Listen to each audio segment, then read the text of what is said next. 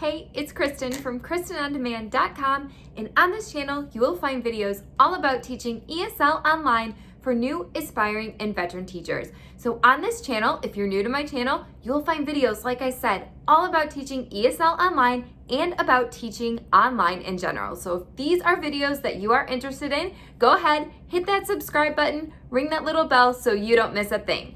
In this video today, I am going to be talking about how to be successful on Outschool, specifically when you're just starting out on Outschool. Things that you can do, tips and tricks. I have 3 tips for you today, so let's get started. Here we go. Okay, before we get started, if you don't know what Outschool is, I have a video on this. I recommend that you check it out so you can understand exactly what Outschool is all about. I'll put it up here and then I'll also link it below in the description box for you. And this will give you a good overview of what Outschool is as a teaching platform. It is an online teaching platform, but this will give you specifics so you know exactly what Outschool is. I'm going to be giving you tips on how to be successful as an online educator on the Outschool platform. So the very first tip that I will give you, and these are actually things that I have learned through experience. So I would recommend hone in on your skill. So the great thing about Outschool is that you can teach whatever you want. If you're passionate about art, if you're passionate about music, you can be passionate about so many different things and you can teach them all. But my recommendation to you starting out is to really niche down and to find that 1, maybe 2 things that you're very, very passionate about and start there and really hone in on those skills and build those classes up and find your following. And there's a couple reasons I suggest that you do this. 1, doing this is going to help you, again, find your following. Find those parents that are looking for those classes. So if you're into art, as you start making your art classes, the parents of the students that want to take art classes are going to find you. And then every time that you list a new class, those parents that are following you are going to get notified by Outschool that you've listed a new class. And they're already looking for maybe art classes. So that's going to be awesome for them.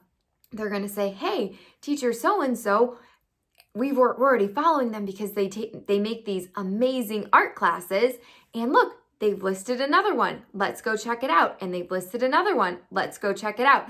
So if you can really niche down and find these parents and have them follow you, then every class that you're making, you have potential for reoccurring students, at least in the beginning. Okay, so that is my first tip for you, is to niche down, at least initially when you're starting out on Outschool. I would pick 1, maybe 2 things when you're starting out to focus on. My second tip for you is, once you find your niche and you've done this, you've niched down, is to bring it. You need to bring it for every class. And you guys probably do this anyway. As online educators, you probably are used to just bringing it because you need those reviews. You need that feedback if you want to find those extra parents, have them finding your classes, have Outschool promoting your classes. One of the best ways to do this is to, 1, get reviews for those classes, and 2, get reviews yourself as a teacher. And one of the best ways that you can do that is to ensure that you are bringing your A game as a teacher, and 2, you are bringing your A game as in the classes that you're presenting to the students. So my second tip to you is to bring it. Bring it on all levels. Bring it on your teaching level, which I'm guaranteeing you probably already do, right? You want those reviews. You need those reviews, at least initially. And 2, bring it in the classes that you're presenting to these students. Why should they choose you over all the other teachers on Outschool? Why should they choose your art class? Why should they choose your class on dogs? What is going to make you stand out against all the others? Why should they give you that 5-star review, right? Because you need that. And as your classes are getting more and more of those 5-star reviews, as you begin to get more and more of those reviews, Outschool is going to start to see you as, wow, this teacher's classes are in demand. Parents love them. They're raving about the teacher, the classes that she's presenting to students, and they're going to start promoting your classes more, and you're going to start to see more students. So that is my second tip to you. Number 3, My third tip to you is to be fair on your price. And I know that this is probably something that everyone's doing anyway. I don't think that we're all out there to try to be billionaires from Outschool, though it is possible to make a lot of money on Outschool. But I would think, at least initially, you're trying to build your business, and you're trying to do it not in a way where you're giving away your time, your effort, your classes for nothing. I'm not telling you to do that, but I am telling you to be fair. You want to lure those students into your class with a very fair price.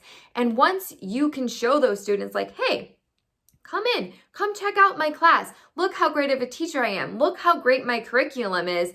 You're going to become popular. Your class is going to become popular.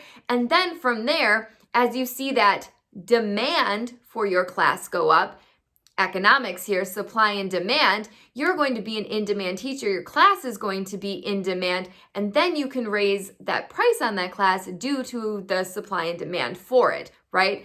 So, and that's another great thing about Outschool is you always can change and change the price, and you can change the number of students that you have enrolled as well.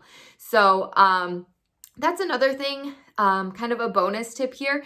I would start maybe your classes with smaller enrollment numbers as well, because classes that look or seem like they're in high demand are classes that sell out. So if you put that you can have 12 learners in a class, 12 learners is a lot to fill in a class. It's a lot of learners to have, especially initially when you're just starting out. But if you cap your number at 5 or 6 students, it's a lot easier to sell out a class of 5 or 6 students than it is of 12. And if you're constantly selling out classes of 5 or 6 students, Outschool sees that as, wow, this class is in high demand. It is selling out a lot. And they, again, are more likely to promote that class for you because they, again, see it as something that is in high demand. So that is my third tip and my bonus tip to you right there. So I hope that you found these tips helpful. I hope that they help you be successful on the Outschool platform. They are just little tips and tricks that I have learned along the way that I wish that I knew when I had started out, things that I would have tweaked just a little bit when I was starting to help me have a little bit of a jump start when I was starting with Outschool. So I hope you find them helpful. If you do, again, let me know in the comments if you've tried any of these, if they worked, what hasn't. If you have any tips and tricks of your own, I would love to hear those as well. And again, if you found this helpful, please subscribe and for more videos like this, and I will see you next time. Bye-bye.